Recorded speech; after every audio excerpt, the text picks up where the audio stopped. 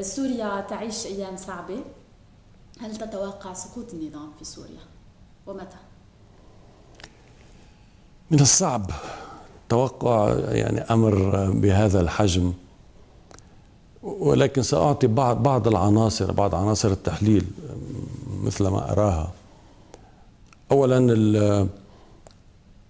أولا الموجة الديمقراطية في سوريا كبيرة وكبيرة جدا إلى حد أن الناس لم تعد تخاف أن تموت في الشوارع، وهي إذا تذكرنا منذ أشهر كانوا ينزلون بالعشرات ومن ثم بالمئات، الآن ينزلون بالألوف بالآلاف، وربما في بعض الأوقات بعشرات الآلاف أو بمئات الألوف.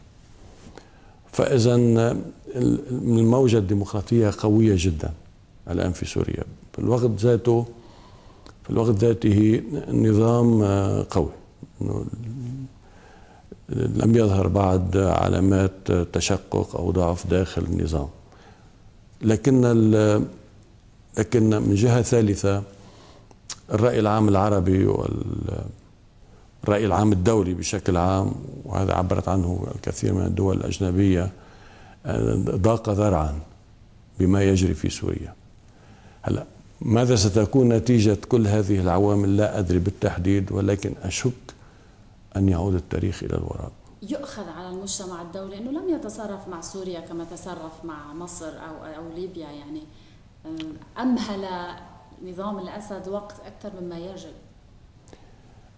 أعتقد أن المشكلة الأساس في الموضوع السوري هو أن البدائل ليست متوفرة بالشكل اللازم.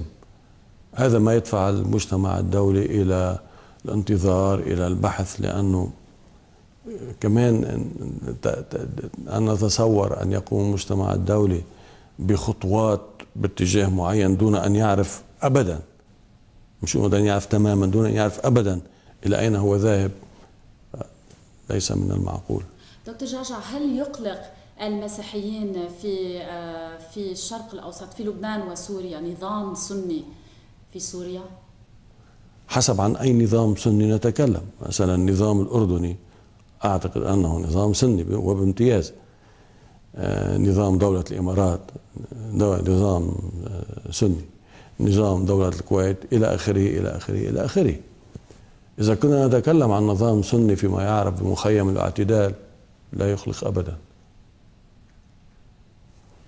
ولا يوجد مؤشرات تدفعني إلى التخوف من وصول إلى الخوف من وصول نظام أصولي أو متطرف إلى سوريا، لأنه أصلا الشعب السوري والمثقفين السوريين عندهم، يعني نعرف البعض منهم، البعض الآخر عنده كتابات، البعض الأخير نعرف آراءه.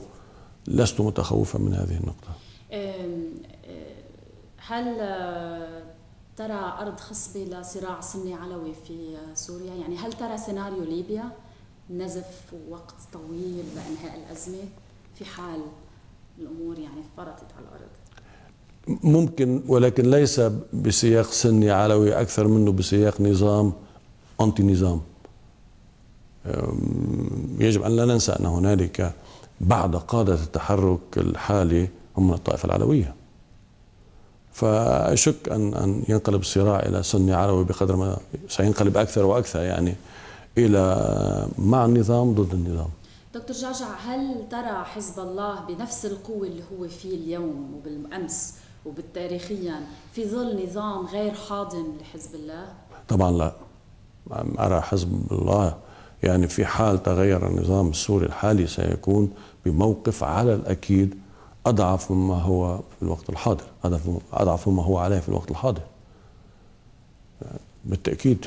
عنده قابلية حزب الله لفض الجانب العسكري عنه مثل تجربة القوات اللبنانية والتحول إلى حزب سياسي؟ لا يوجد أي إشارات بعد من عند حزب الله في هذا الاتجاه، وللأسف. يعني بعض الأوقات ينقلب السلاح عبئا على حامله، وأنا رأيي الأوقات التي تمر بها المنطقة وبشكل عام من بعد العام 2000، يعني من بعد تحرير الجنوب، أنا رأيي أصبح السلاح عبئا على حزب الله، وليس عاملا مساعدا له. دكتور جعجع، هل تخاف يعني على الأمن اللبناني فيما سوريا تتخبط؟ كلا، يعني لا مؤشرات تدل على، باستثناء بعض الحوادث طبعا المتفرقة والحوادث المعزولة. أتمنى أن لا نشهد مجددا فصول من مأساة باب التباني، جبل محسن باب التباني، ولكي لا نشهد هناك حل واحد، لكي لا نشهد فصول جديدة من هذه المأساة، هو أن جديا أن تعمل الحكومة الجديدة على طرابلس منزوعة من السلاح، كليا منزوعة من السلاح. وين المشكلة؟ إنه لماذا لا نفكر جديا بطرابلس منزوعة من السلاح؟ أين هي المشكلة؟ وهيك بنتجنب المأساة المستمرة. هلا غير طرابلس، باب التباني، جبل محسن، لا أرى إلا لا سمح الله إذا شيء يعني بعض الأحداث متفرقة هي كناية عن حوادث أكثر من أحداث.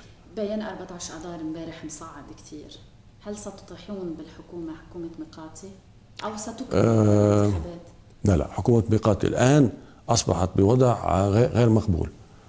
رح لك شغلة، أولا ببيان الوزارة أخذت الموضوع المتعلق بسلاح حزب الله وأعادت استنساخ ما ورد في البيان الوزاري الماضي. مزبوط؟ هاي الثلاثية بسموها جيش الشعب المقاومة، طبعا نحن منا معها أبدا، حتى نحن بالحكومة هذيك ما كنا معها، تحفظنا عليها وصوتنا ضدها. المهم، بينما موضوع المحكمة الدولية أخذت منحى آخر مختلف تماما. لماذا؟ رح تسقطوا الحكومة؟ سنعمل بكل قوانا على إسقاطها. في حركة بالشارع يعني؟ سنحاول بدون أي حركة بالشارع، بس إذا كان لابد من حركة في الشارع ستكون من ضمن الحدود التي يسمح بها القانون فقط لا غير. المحكمة الدولية هل ستتيح بالاستقرار بلبنان؟ خوفونا كثير. لا، وأكبر دليل هي صدر القرار الاتهامي، شو صار؟ لا أبدا، وبكافة الأحوال أنا شخصيا أرفض هذه المعادلة على الإطلاق، يعني على الإطلاق، بس بكافة الأحوال إجا الواقع يعني وأثبت على أنه لا شيء من ذلك. فإذا لازم نكفي بالمحكمة الدولية لحين صدور الأحكام، وما لازم نتكلم أي شيء بما يتعلق بالاتهامات وممكن يكون كذا حتى صدور الأحكام. هل تتخوف من حرب إسرائيلية جديدة بالمنطقة؟ بتشوف مؤشرات لها؟ هلا في بعض المؤشرات بس غير كافية على الأرض، وبالتحليل الاستراتيجي في بعض الأطراف في مكان ما كمان عندهم مصلحة بالوقت الحاضر، إن كان من الجانب الإسرائيلي ولا من الجانب العربي. بس هذا كله تحليل. سوريا وحزب الله مثلا طبعا، يعني تصوري بالوقت الحاضر هيك في لحظة لم يتصور أحد تنشب فجأة حرب إسرائيلية عربية، حرب